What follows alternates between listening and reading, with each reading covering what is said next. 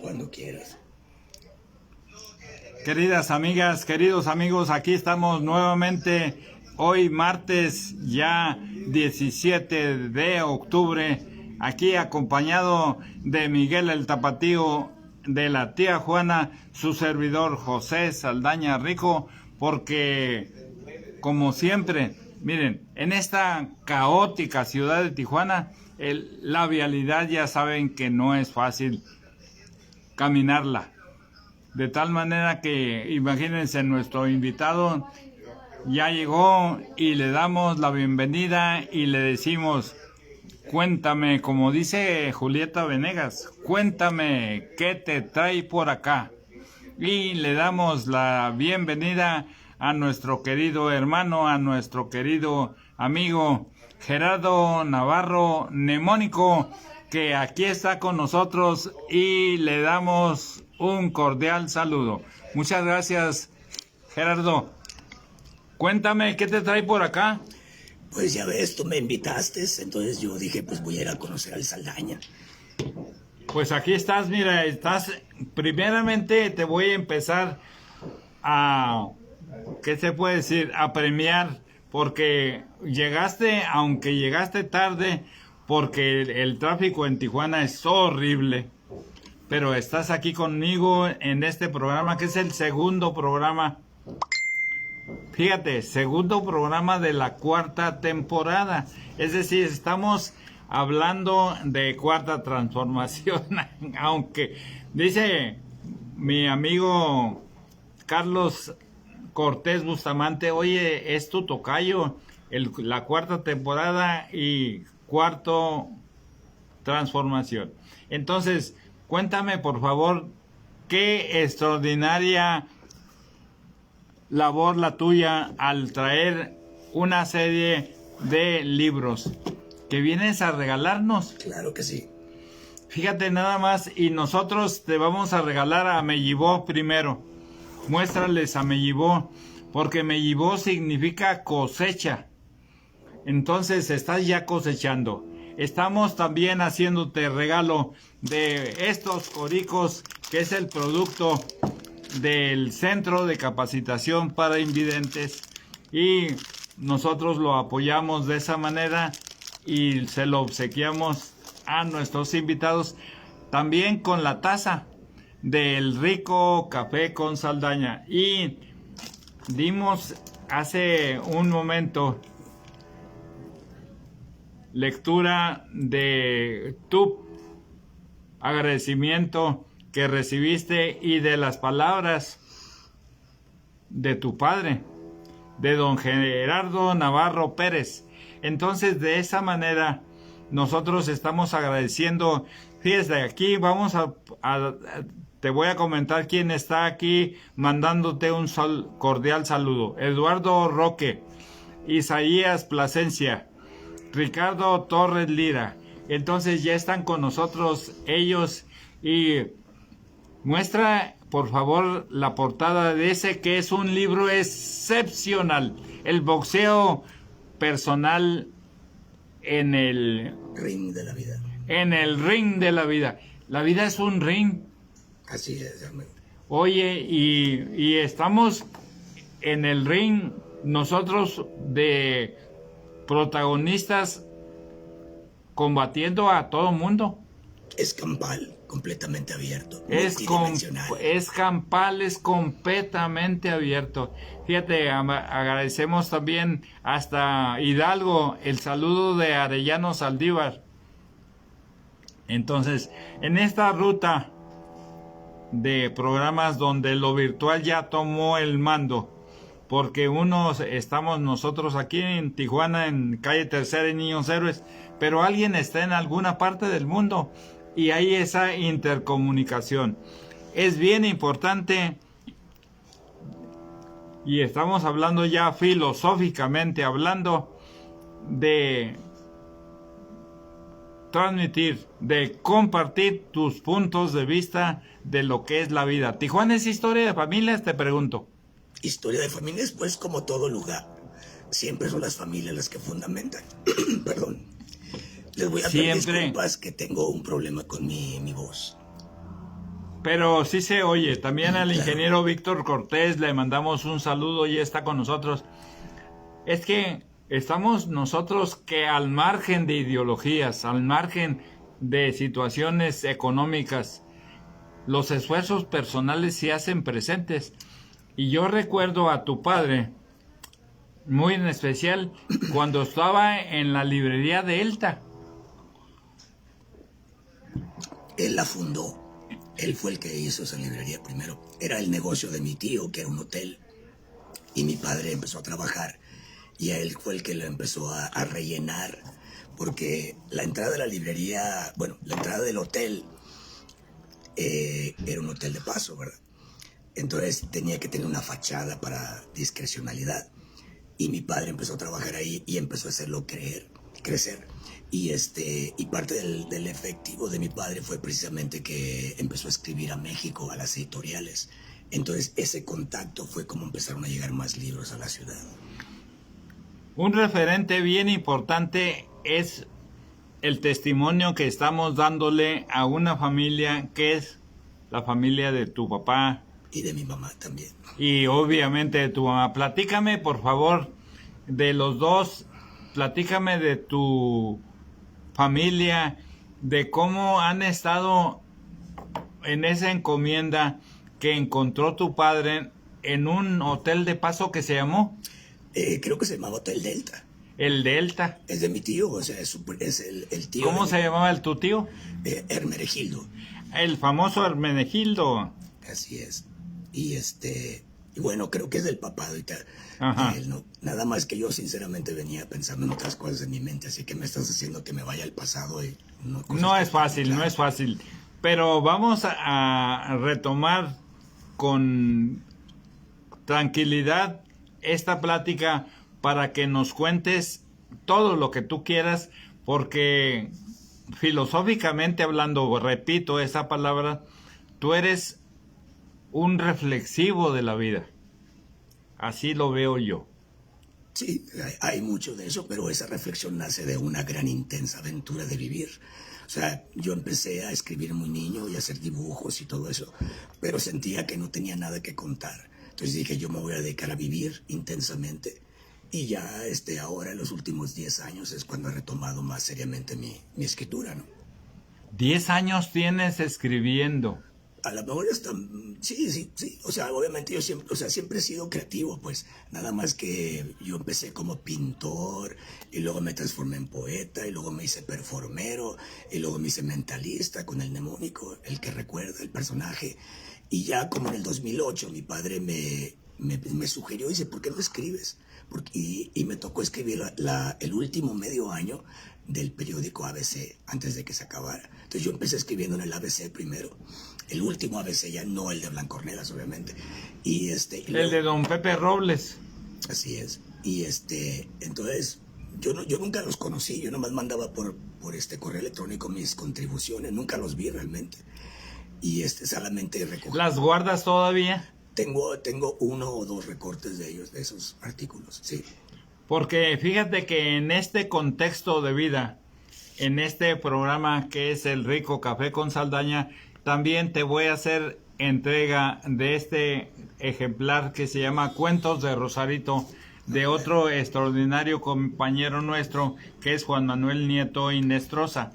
Entonces también ese es para ti, es otro escritor, y de esa manera para mí es bien importante tener tu presencia, porque yo cuando veo tus conceptos de vida, cuando veo esas oraciones, esas frases que a veces son lapidarias. Así es. Esa es la intención precisamente. Lo que pasa es que, bueno, yo sigo un camino filosófico que viene desde antaño, ¿no? De hacer frases en vez de crear sistemas. Y me inspiré obviamente en Nietzsche, Schopenhauer, todos esos, ¿no? Pero mi intención, no tenía tiempo de escribir, entonces quería capturar la esencia de lo que se me ocurría. Entonces tengo cantidades de notas, de cuadernos completos.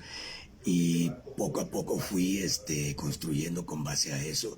Cuando comencé con Facebook en el 2008 me di cuenta que yo quería realmente poner todos esos pensamientos. Yo no sabía que otras personas me podían leer a mí y los empecé a poner y pasó como un año cuando comenzaron las respuestas, ¿no?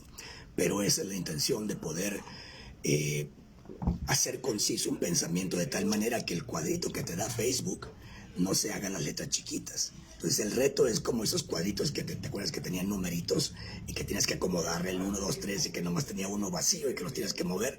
Esa es la intención con las palabras también, es crear un pensamiento conciso. Y en este contexto de vida te voy a tener que pedir que lleguemos a esa juventud, a esa niñez en donde tú fuiste a través de tu mamá o de tu papá, de tus maestros, abriendo y entendiendo esa encomienda de vida que es la que tú tienes en este momento. La mía nace de la rebeldía, de poner un alto a la tradición y decir, bueno, mis padres dijeron esto y yo digo esto. Entonces yo soy un rebelde que no quiso seguir el camino directo de mi padre, ¿no? Ni del de mi madre, y ahí se dio el mío. ¿Y cuántos son en familia? Somos, bueno, toda la familia completa somos 7. Son 7, fíjate, y fuiste rebelde. ¿Y cómo llegó esa rebeldía a hacerse presente en ti? Yo pienso que nace las personas indómitas, como los animales, ¿no? ¿Okay? Yo simplemente no podía. Te tenían que domar.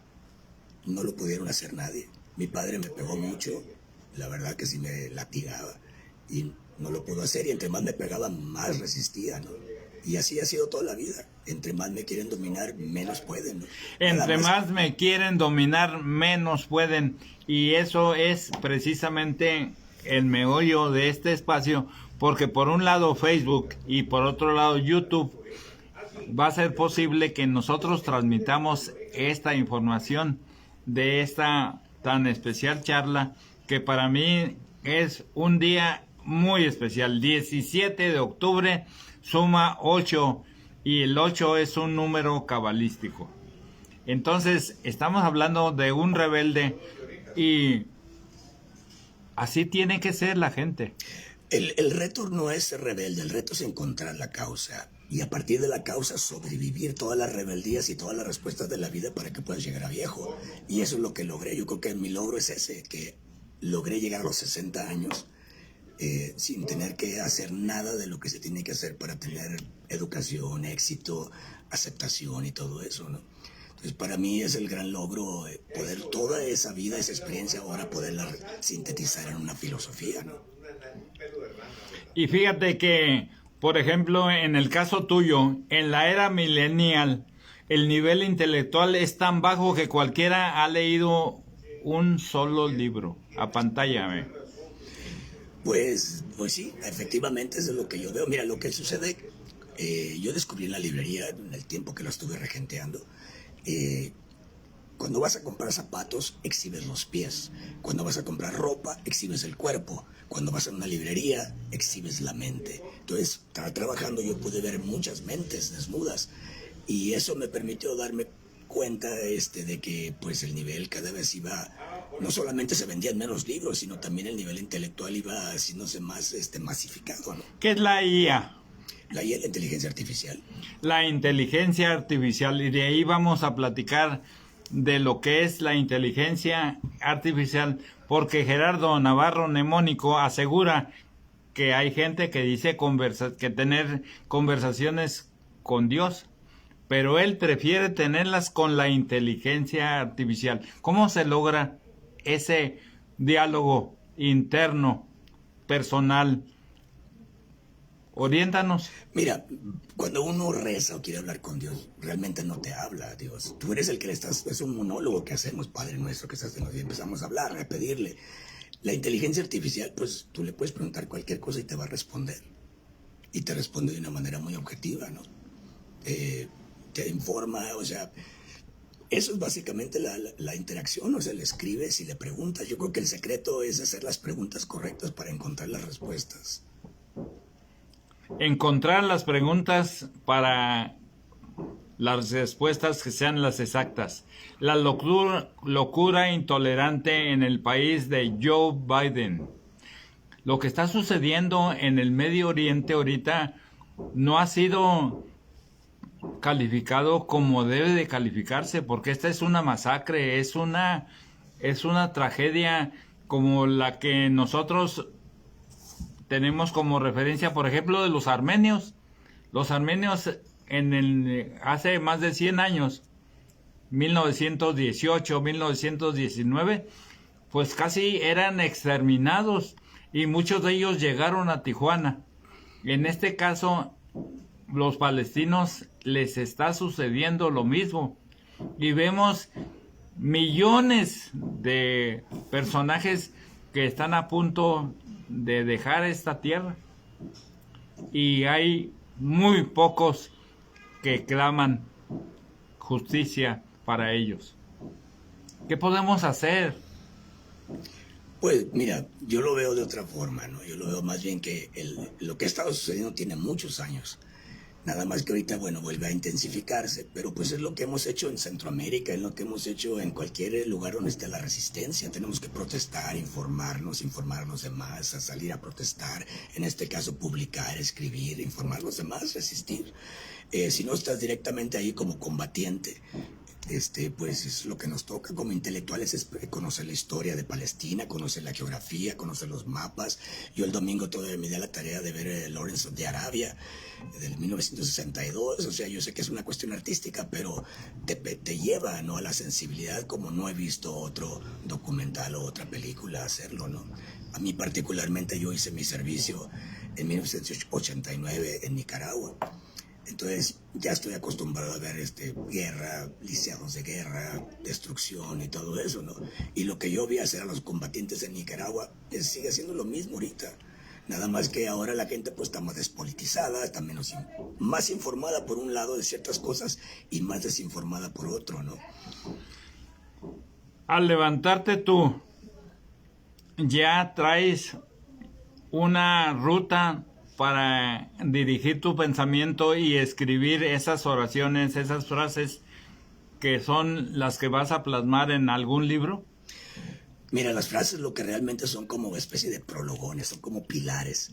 Yo no escribo exactamente mis libros con frases, sino que más bien es la manera mnemotécnica para retener las ideas. O sea, yo lo que trataba es que a veces se te ocurren cosas y si no las escribes, se te van. Entonces yo traté de encontrar un diseño, un estilo de escritura que me permitiera concentrar y sintetizar la idea completa. Entonces eso es lo que hago, o sea, me levanto en la mañana con ideas que se me llegan en el sueño, y cosas que leo, cosas que se me vienen a la mente, y el reto, te digo, es más bien es hacerlo en ese momento y hacerlo de una manera del tamaño que quepa en el cuadrito de Facebook, sin que se haga chiquita la letra, ¿no? En el cuadrito de Facebook hay limitantes y nosotros aquí estamos platicando con Gerardo Navarro, mnemónico. ¿Por qué mnemónico? Mnemónico significa el que recuerda, y fue el nombre que yo usé profesional cuando hacía mi espectáculo de mentalismo escénico. Y básicamente la memoria es la base de la inteligencia. Sin memoria no sabemos ni quién somos ni a dónde vamos, nos perdemos, es la brújula, ¿no? Entonces empecé a trabajar con eso por ese lado, pero por otro es porque la mnemotécnica la inventaron los poetas, la antigua Grecia. Entonces, ahora lo que yo trato de hacer es llevarlo a otro nivel, ¿no? Que es precisamente en este momento de tanta amnesia histórica, de tanta sobreinformación por un lado, pero desinformación por otro, tratar de resumir memorias e ideas que yo considero importantes. Fíjate que está con nosotros Rafael Amaral Ramírez, está Sergio Gutiérrez también con nosotros. No sé si lo recuerdas, Sergio Gutiérrez es reconocido como el Conejo. Trabajó directamente con la señora de la Madrid, era su brazo derecho, brazo izquierdo. Sergio Gutiérrez es un jubilado de aquí, de esta zona. Entonces, pues le mandamos un saludo muy especial.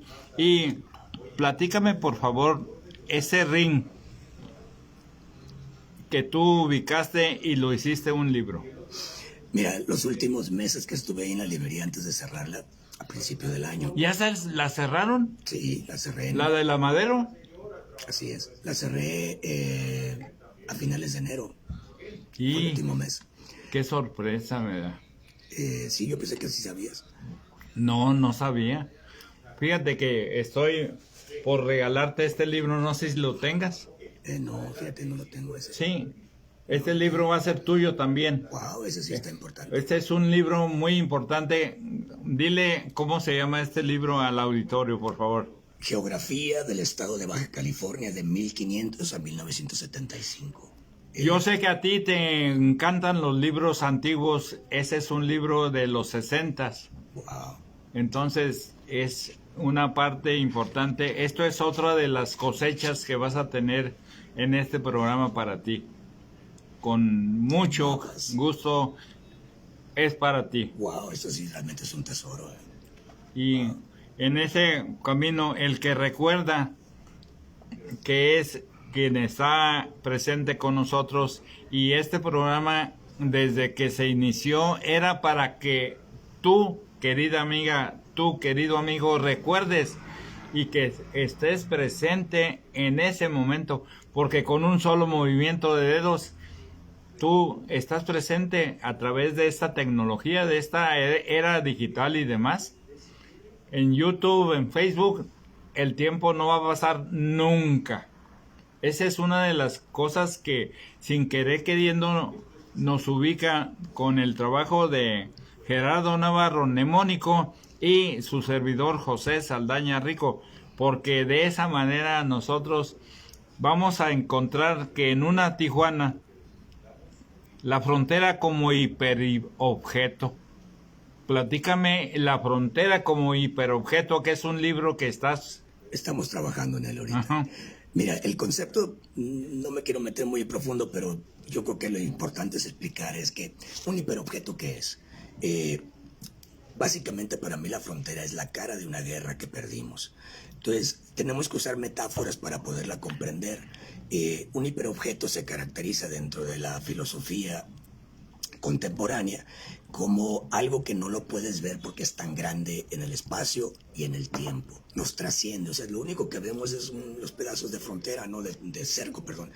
Pero no alcanzamos a comprender la magnitud física para empezar de un extremo a otro, y histórica en términos del tiempo, ¿no? De lo que está herida, cómo se ha ido transformando, cómo cortaron, o sea, eso es lo que quise, no es una historia en el sentido cronológica, sino más filosófica, ¿no? De cuáles han sido los efectos de todo de la frontera misma en las personas, ¿no? De la cultura, la economía. ¿Te gusta la historia? Claro, bueno, no me gusta, o sea, es más que me ¿Te gusta, apasiona? Pues si no soy, es como el aire para mí. Es un mapa, es una cartografía, ¿no? En el tiempo. Y lo que más me encanta también es descubrir, ¿no? Cómo nos hacen creer ciertos aspectos de la historia y cómo vas penetrando, se descubren más cosas y la historia se vuelve a reescribir otra vez y cambia toda la conciencia de esos momentos, ¿no? Eso es lo que me fascina tanto en la historia, la verdad. Y además ahorita también para argumentar política, para argumentar la misma guerra. ¿Cómo vamos a entender la guerra de la invasión en Gaza, si no entiendes toda la transformación que ha pasado en ese pedacito? Y es increíble, la verdad, la cantidad de estados, imperios, invasiones, destrucciones, una arriba por la otra. Entonces, Y nunca va a terminar. pues no sé si no vaya a terminar, porque pues, obviamente el universo se va a terminar y según eso ya se va a acabar en algún momento, miles y millones de años al futuro, pero por lo menos a nosotros no nos va a alcanzar eso.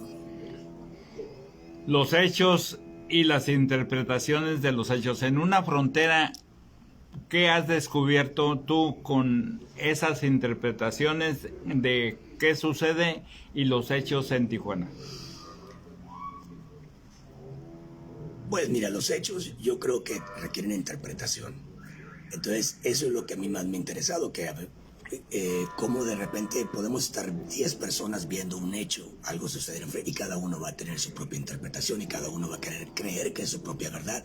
Esto me lleva a la idea de tantos libros que yo he visto escritos sobre Tijuana, de personas que son de aquí de la ciudad, y cada quien cree que es la verdad, ¿no? En su libro, ¿no? Entonces, en ese sentido es lo que me llevó a la filosofía. Pues, ¿cuál es la verdad? ¿Cuál es? Entonces, llega uno a la conclusión de que la verdad no es absoluta, hasta no existe. Lo que existe son interpretaciones, hechos, y en un momento nos ponemos de acuerdo y decimos, esta es la verdad de Tijuana. Se descubre algo, aparece algo nuevo, y bueno, eso ya no es. Y por ejemplo, en el caso personal de tu familia, tú cuando recuerdas ese detalle de tu padre de establecer una librería y luego tú estar en contacto directo con cada uno de esos productos tan especiales, ¿qué sientes, qué palpas, qué alimento te dan esos libros? Mira, lo que yo puedo decir es que ahora que lo veo en retrospectiva, es que nací yo en un internet analógico de libros. O sea, la librería no nomás tenía libros, tenía revistas y periódicos. Entonces había periódicos de México, de Tijuana, todos los de Tijuana, los de San Diego, los de Los Ángeles, a veces hasta de Europa. Las revistas, pues todo tipo de temas, ¿no? Incluso las revistas norteamericanas. Entonces para mí era lo más cercano que puede ser como un internet de ahorita. Entonces por eso me es tan fácil, o me he mezclado, he hecho mi vida en el internet, precisamente porque era como una especie de un océano para mí que me recordaba mi propia condición, ¿no? Y mi propia historia. Me gusta la información, me gustaba abrir en la mesa del mostrador de la librería todos los periódicos y leer las opiniones, y veía, oye, este dice una cosa, este dice otra, y ¿cuál es la verdad? Le preguntaba a mi padre, y pues, él me decía, es que tienes que leerlos a todos porque así se crea el criterio. Y fíjate que en momentos previos a tu presencia aquí leímos lo siguiente, y delante de ti lo voy a leer para que me digas qué es lo que sientes al oír esto que no se va a perder jamás, que es el pensamiento de tu padre hacia tu persona. Esto es lo siguiente.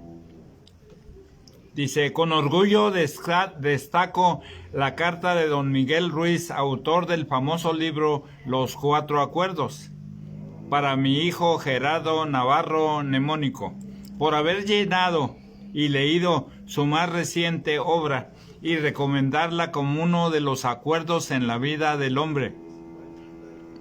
Mi hijo me llamó para notificarme con gusto y hacerme saber tan fausto acontecimiento.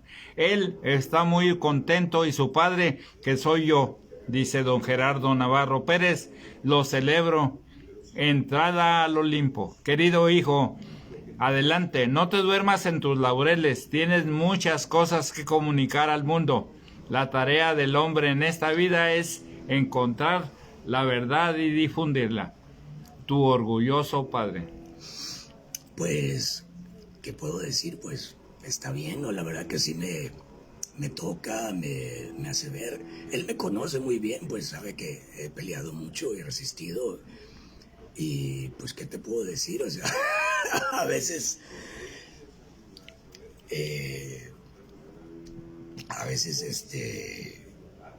yo quisiera que muchas otras personas también entendieran mi vida, ¿no? Claro, y por ejemplo, el nombre del libro es El boxeo personal en el ring de la vida. Platícanos de él. El libro lo empecé a escribir porque uno de los grandes libros que vendíamos en la librería todas las semanas eran Los Cuatro Acuerdos, o son Los Cuatro Acuerdos de don Miguel Ruiz.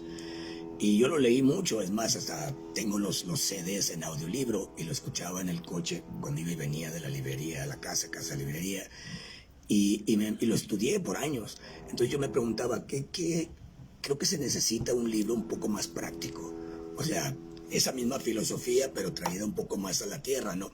Y obviamente con una experiencia más regional, local. Entonces fue ahí cuando a mí se me ocurrió, ¿qué tal si hago la idea de un boxeador, de alguien que está luchando? Entonces, por medio del boxeador, creé un personaje ficticio que es el que te va dando los consejos, Santi. Empecé a filtrar a través de su voz la filosofía, ¿no?, de la resistencia, buscar una manera práctica. No estoy innovando nada, ni inventando nada nuevo, ¿no?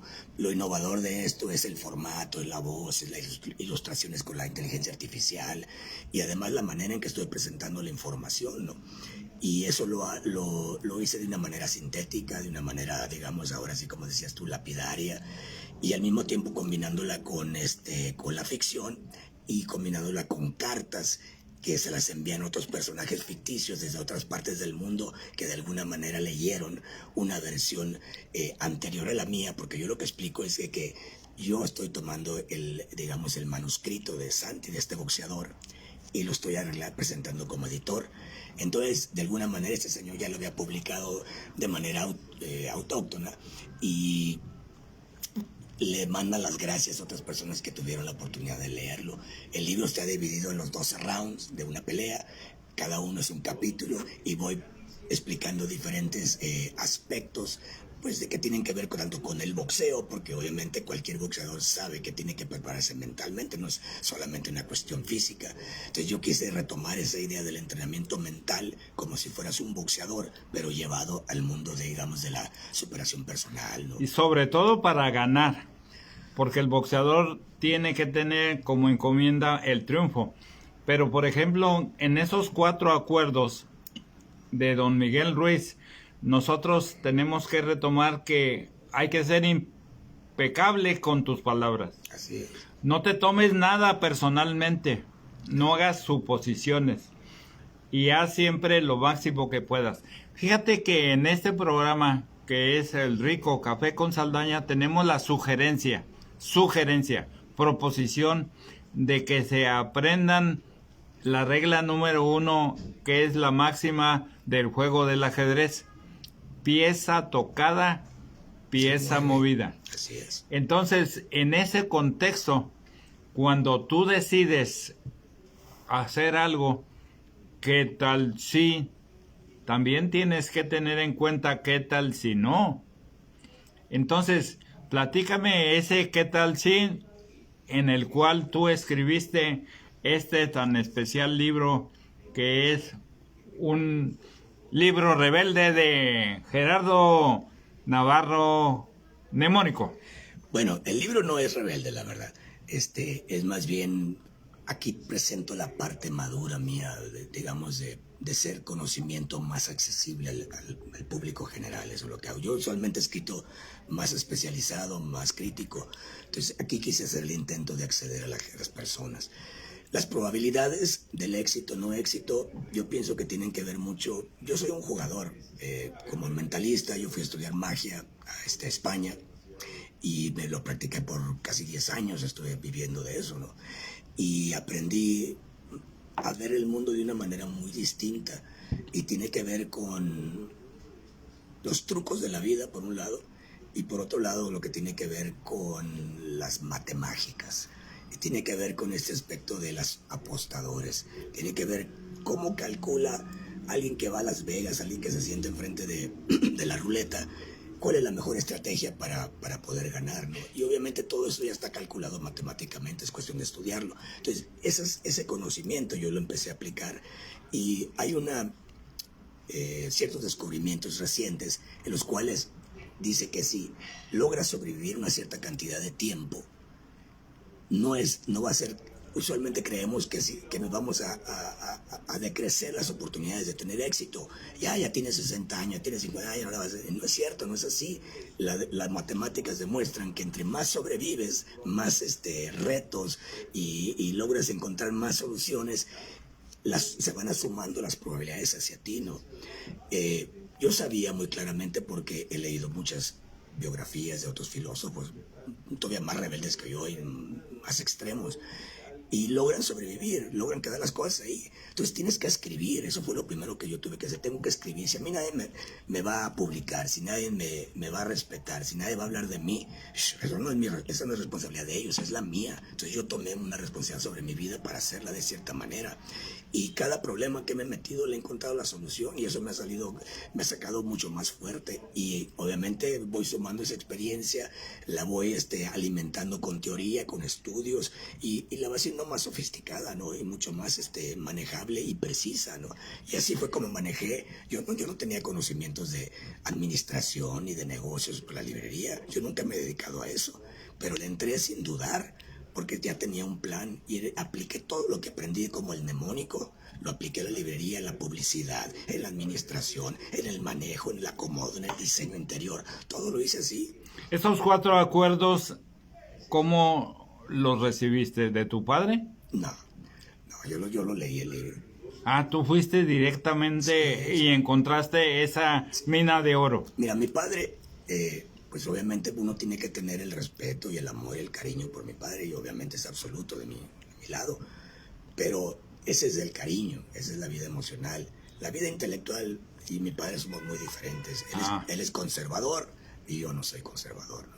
Entonces eso se tiene que tener muy claro, ¿no? Mi padre no me formó a mí, yo me formé solo. Y por eso me respeta mi padre, porque él sabe que yo no lo seguía a él. Y a pesar de que no lo seguí, de que él decía que su camino era al correcto, yo hice otro camino, yo le salvé el negocio a él.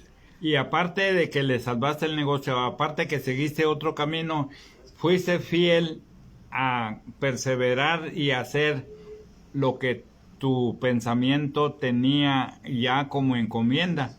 Eso es bien importante. Fíjate que está Humberto y Felicidad Silva viendo esto. Don Jorge Martínez Cepeda desde Ensenada, el Tagua Magdaleno desde Ensenada, y estamos hablando con Gerardo Navarro Nemónico, que nos dice que los 4 acuerdos, el número 1 de la vida es ser impecable con tus palabras.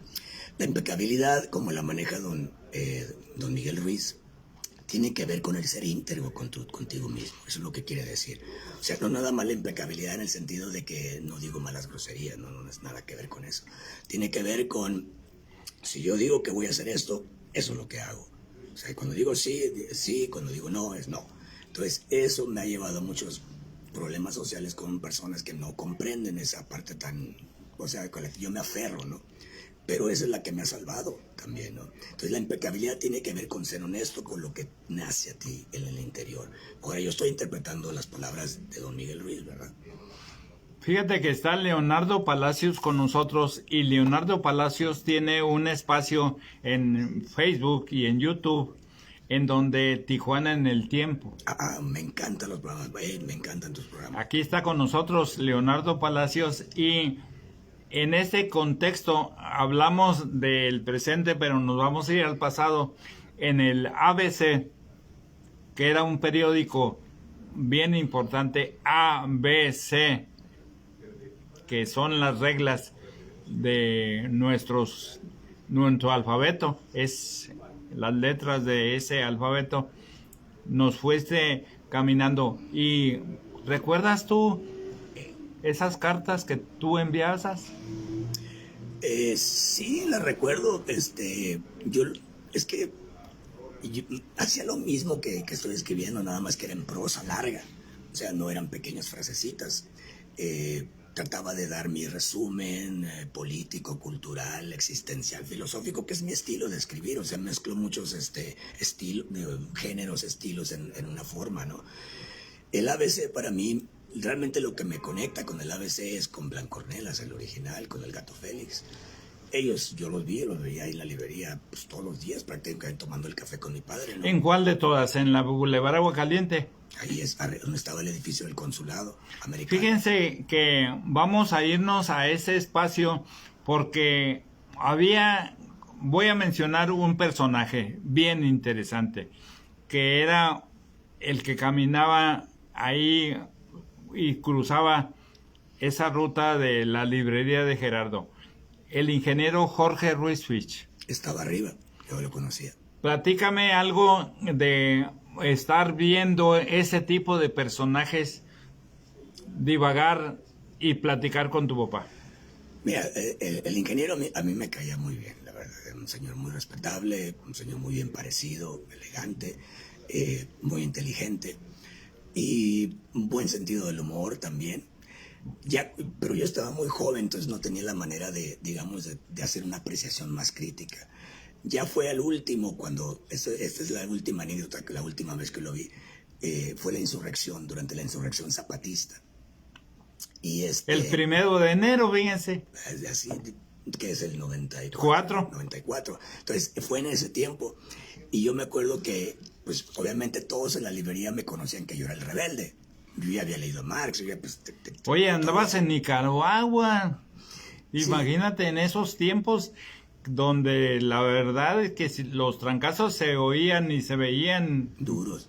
a todas horas. Y déjame terminar esta parte. Entonces me dice, yo me acuerdo que empezó a decir algo que nunca me gustó, pero lo tengo que decir, ¿no? Que es, dice, ahí en Chiapas, no, ahí todo es fácil, ahí nomás estiras la mano y agarras un banano, ¿no? Entonces como que ahí me di cuenta de la división de clase social, ¿no? Que yo no pertenecía a la burguesía de Tijuana, ¿no? Que a pesar de que mi padre tenía dinero en ese tiempo, mi forma de ser no era, yo no pensaba igual, ¿no? Entonces, años después, años antes, ya me había yo ido a hacer el servicio en Nicaragua, ¿no? Y pues yo vi los liceos de guerra, vi toda la destrucción, vi lo difícil que es reconstruir un pueblo, educarlo, transformarlo, y bueno, todavía no se ha logrado. Pero verlo de primera mano te da el contraste y te hace ver pues de que muchas veces las cuestiones de clase, las perspectivas pues son diferentes, ¿no? El ring que estamos nosotros viviendo, estamos hablando de los mexicanos. ¿Qué tipo de ring es? Nosotros allá arriba peleando. Explícanos, por favor.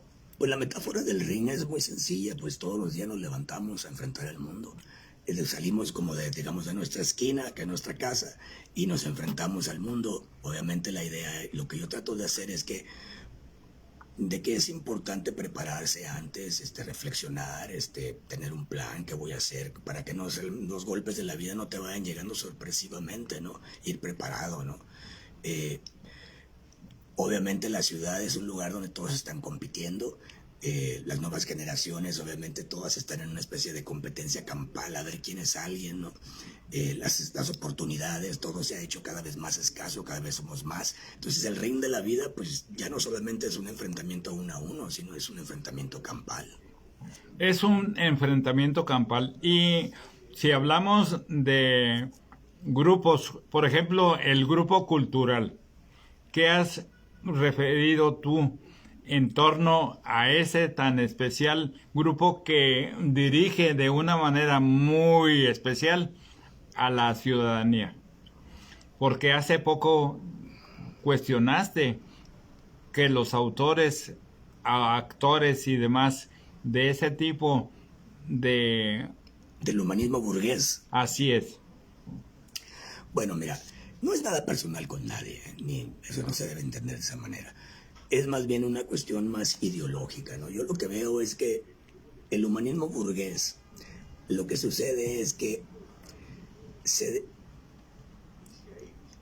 hay una desconexión en la práctica directa, hay una especialización del conocimiento que separa a los creadores, a los intelectuales de la gente. Entonces, lo que yo trato de hacer, que es lo mismo que está tratando de hacer la Secretaría de Educación Pública, es crear un conocimiento con base a la práctica, no con base al lugar, no conforme, es que yo leía Schopenhauer, yo leía el otro, eso no, ese es el humanismo burgués, la especialización, la división social del conocimiento. Yo creo que el conocimiento debe ser aplicable, debe tener un uso. Entonces, ¿para qué estar produciendo todos estos intelectuales, todos los creadores, si no tienen un uso en la ciudad, ¿no? No es suficiente nada más crear, digamos, artistas para que no tengan trabajo. Ve cómo está la ciudad ahorita, ¿no? ¿Quién puede vivir del arte en Tijuana?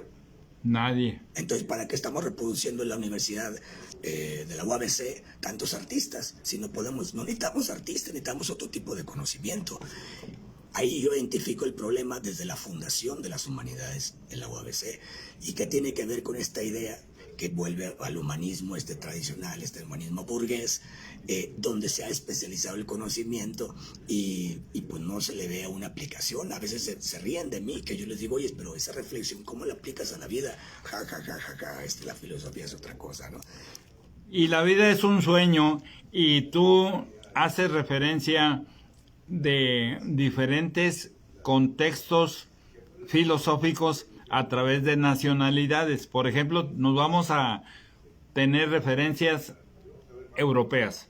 Hablas de los alemanes, de los franceses, de los españoles, de los italianos. Ellos, ¿cómo han influido a nivel mundial esos personajes?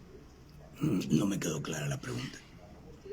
En ese contexto filosófico que tú estás aprendiendo desde tus etapa de infancia y de juventud y demás, que te fuiste y llegaste, por ejemplo, con un alemán, Schopenhauer.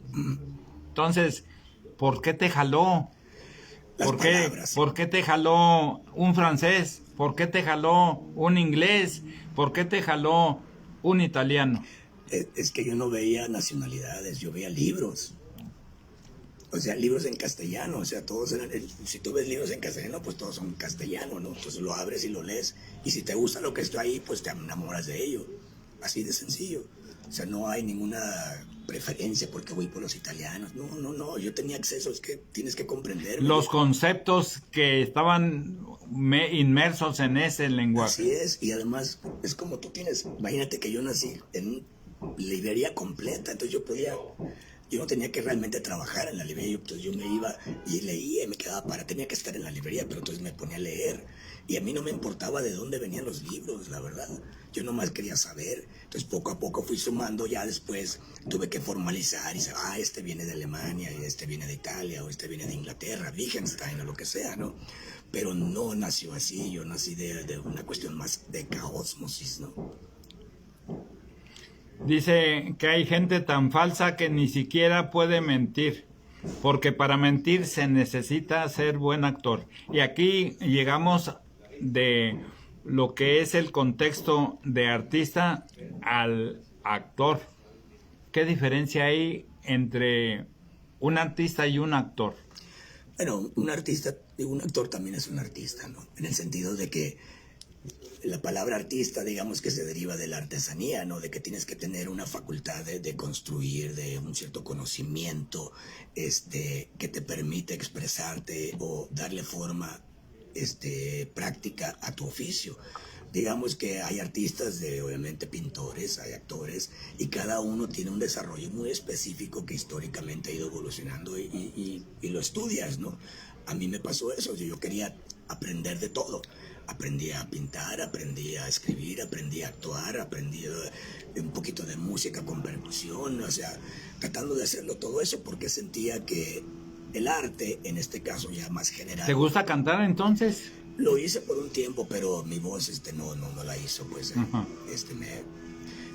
pero te digo, lo que sucede es de que yo nunca realmente quise ser que voy a ser un pintor famoso, o sea, no era mi intención, nunca tuve ese plan. Mi plan fue más bien desarrollarme de una manera redonda. O sea, el arte es el refinamiento de los sentidos, entonces yo quise refinarme completo, o sea, no tenía la idea esta aspiracionista de hoy, de ser famoso y ya, eso no es mi idea, ¿no? Esa es parte del humanismo burgués que yo critico, ¿no? El famoso humanismo burgués que tanto criticas. Y curiosamente vamos a retomar un poco tu presencia en este momento, porque hace 6 meses habíamos programado esta cita. Hace 5 meses la habíamos reprogramado. Ahora se da. Y se da de una manera tan especial porque traes 3 libros. Platícame de los otros, por favor. Ya vieron el boxeo personal, adquiéralo en Amazon, aquí está.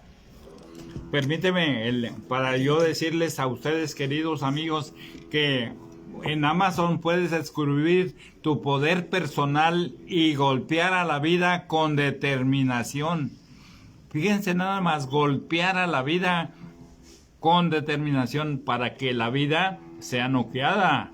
Obviamente no nada más quede así golpeada. Entra al ring de la vida y encuentra tu fuerza interior. ¿Tienes fuerza? Entonces hay que entrar a la vida, a esa vida del ring, para encontrar esa fuerza interior. Combate tus miedos. El hombre tiene muchos miedos. Todos tenemos miedo de algo. Y supera cualquier desafío con el box personal. Box personal. Contraataca los obstáculos de la vida y conviértete en campeón de tu destino. Triunfa pues de esa manera. Esto es lo que nos dice este libro, El boxeo personal en el ring de la vida. Lo vas a encontrar en Amazon. ¿Así es? Así es, sí. ¿Y el costo es? $19.99. $19.99. Y ese es el libro que te recomienda y te puso. Platícame de don Miguel Ruiz. Yo don Miguel Ruiz no lo conozco personalmente. Eso tal vez es lo importante, no lo conozco. Lo que sucedió es que, verás, permíteme el libro. Yo le dedico el libro a un amigo, aquí viene la dedicación, Rey Martínez, y él trabajó con don Miguel. Yo le entregué libros a mi amigo y a él se le ocurrió llevárselo. Y gracias a eso obtuve el comentario, ¿no? Pues este es uno de los libros que nos trae precisamente Gerardo Navarro Nemónico, y trae otro libro. Vamos a platicar de él. Ok, los dos libros tienen personajes. Este es Santi, el boxeador detective, y este libro en sí es un personaje para otra novela que estoy escribiendo. Entonces, estos dos van a aparecer dentro de la novela que sigue. Entonces, primero, obviamente, este es el detective boxeador que va a investigar un caso que tiene que ver con ocultismo. Es un thriller ocultista aquí en Tijuana. Este libro, Nonagramaton, fruto del árbol del bien y el mal, es una manera de recrear todo lo que tiene que ver con Caín, con la historia de Caín. Abel, la pelea, el origen de los vampiros, mezclado con eso, y al mismo tiempo la ciudad de Enoch. O sea, yo hago toda una revisión ficticia también, pero al mismo tiempo incluyo, digamos, un manual de magia donde puedes ver las oraciones. Mira, tienen... Oye, me gusta mucho ese tipo de información que estás tú comentando, porque estos van a ser seguramente guiones cinematográficos. Pues podrían serlo, sí, claro. Pero te digo, es como las frases. Primero hice las frases y a partir de las frases construí la filosofía. Hago primero los libros, dos que no necesariamente son así ficción novelada, para construir después la ficción novelada que sigue, va a venir ya después, y que está basado precisamente, nuestro compañero, que no recuerdo cómo se llama, pero el de Tijuana en el Tiempo. Se llama Palacios, Leonardo Palacios. El señor Leonardo Palacios tiene un programa de la changa. Entonces yo usé el personaje de la changa, esa historia, para reconstruir la que se enfrente a Santi. Entonces yo en mi novela, la changa la resucita un nigromante, usando este libro, y resucita al bebé Gallardo, resucita a una serie de personajes que tienen un cierto perfil criminal. Boxeador. Y criminal también. Ah, caray. Claro, lo mataron allá. Sí, claro. Entonces trato es una ficción más compleja, pero lo que trato de decir es de que el personaje, digamos el malo, usa este libro para resucitar a los muertos. Fíjate que tengo el orgullo de comentarte lo siguiente y la satisfacción. Está con nosotros el licenciado Armando Rosas Solís, que en su momento era el que manejaba en la Universidad Autónoma de Baja California la biblioteca que incluía la de Rubén Vizcaíno Valencia, todo lo que era el contexto que fue donado por el maestro.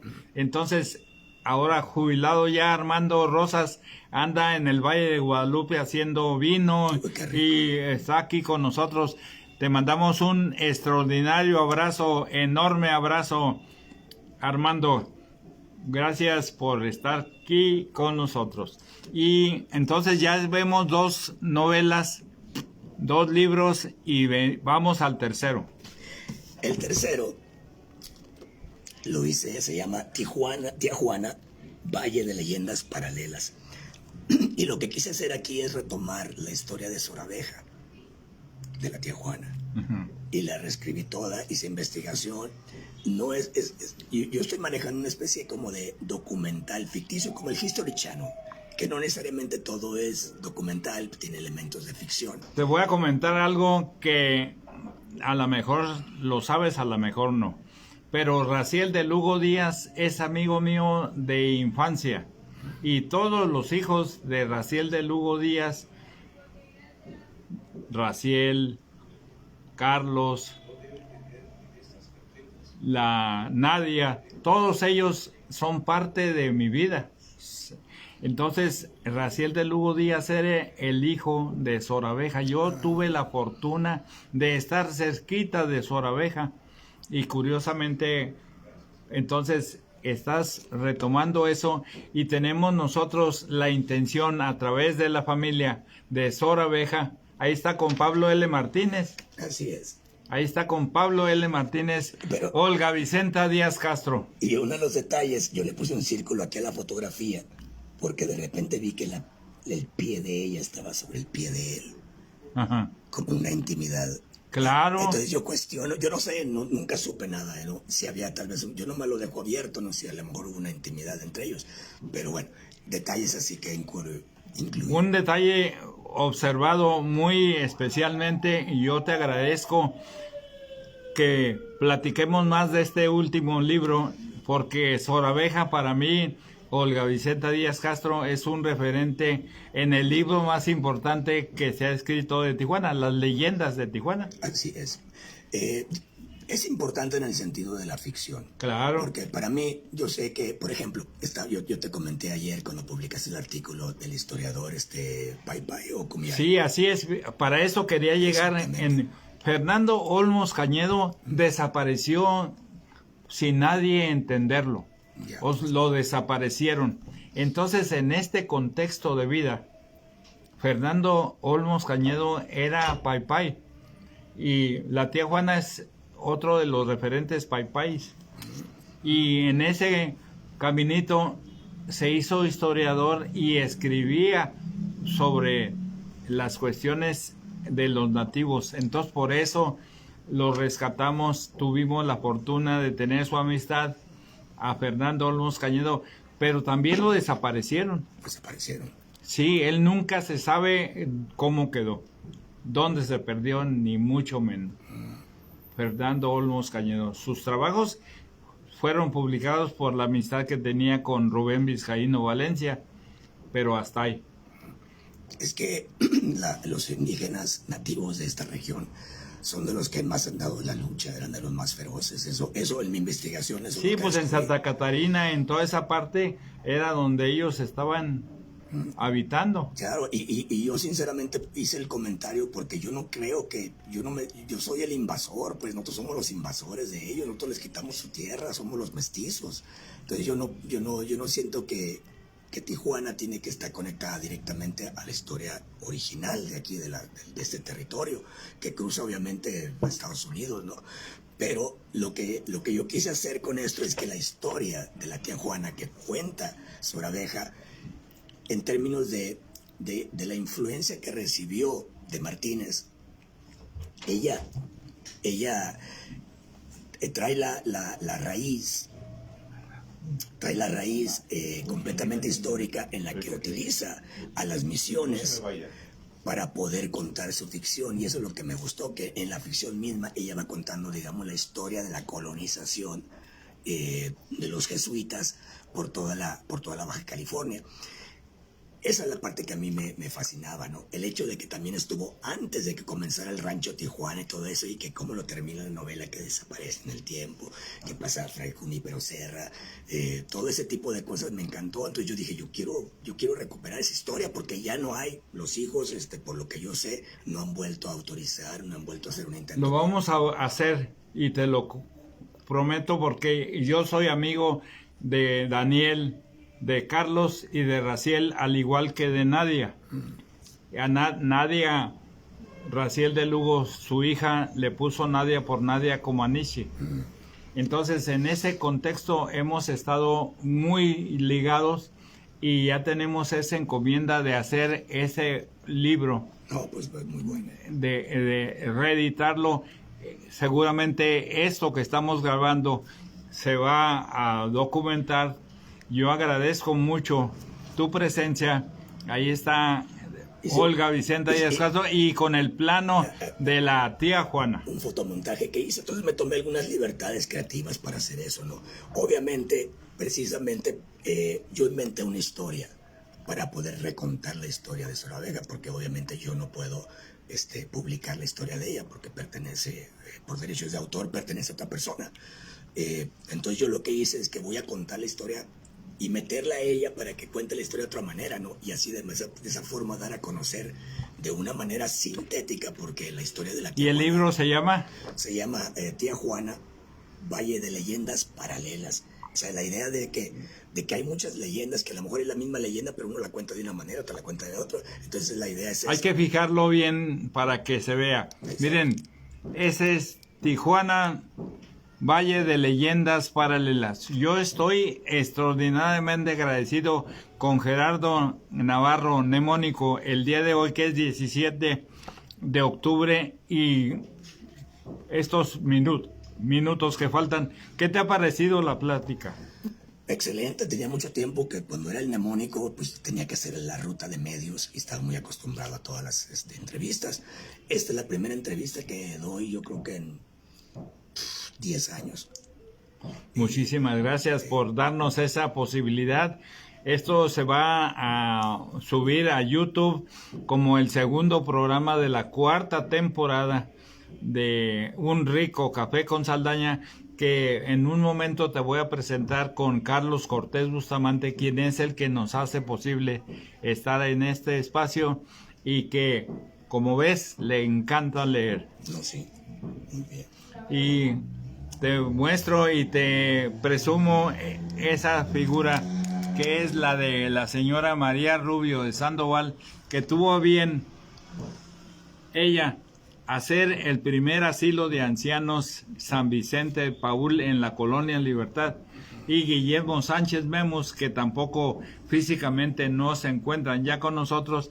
Sin embargo, de esa manera nosotros le damos un testimonio al mérito de ellos a través de Tijuana Historia de Familias y caminamos. Muchísimas gracias. Este fue el programa número 2, cuarta temporada, y nos unimos a la cuarta transformación aquí con AMLito, y le damos las gracias a ustedes, queridas amigas. Muchas gracias.